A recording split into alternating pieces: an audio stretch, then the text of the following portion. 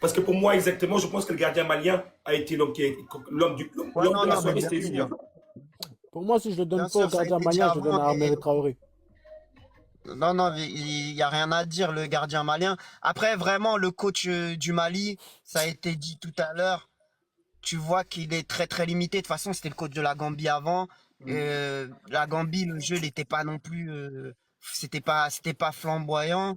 Là, tu reviens avec une équipe du Mali qui est quand même un peu plus fournie que la sélection qu'il avait précédemment. Je vois pas la vision qu'il a.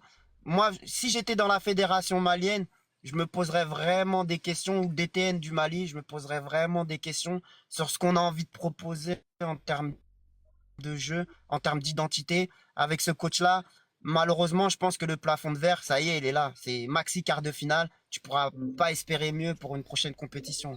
Là, faut qu'il réfléchisse à autre chose. Ouais, c'est noté. Merci beaucoup. En tout cas, Sidi, comment ça va, Sidi? On t'écoute, Sidi. Tu es là ou pas, Sidi? Oui, je suis là, oui. Salut à toi. On t'écoute, Sidi. Alors, tu penses quoi de ce que vient de dire notamment Afrobeat par rapport à cette équipe du Mali, le niveau, les questionnements qu'il y a exactement autour de cette équipe-là? Est-ce qu'il faut changer absolument?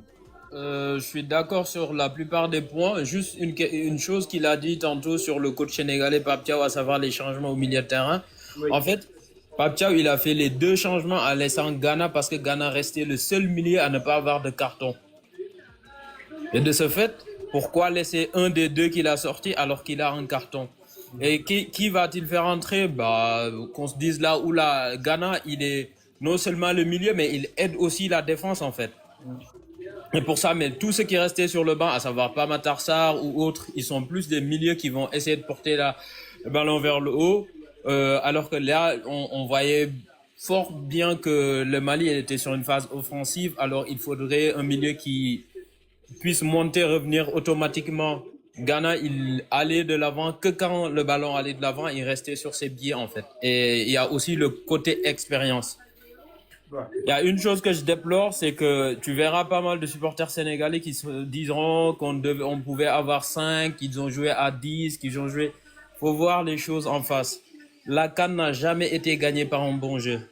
La CAN ne se gagne pas par un bon jeu. La CAN se gagne par une stratégie. Le Sénégal a joué. Il savait que le Mali n'allait pas. Voyez le classement, 5 milieux de terrain direct de Mali.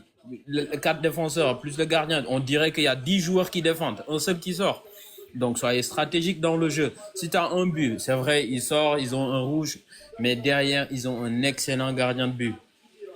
Mettez un autre gardien, je sais pas, je dis pas que les autres gardiens sont mauvais, mais il y a certains gardiens, tu les mets là-bas, et 2 tirs de Sadio Mané.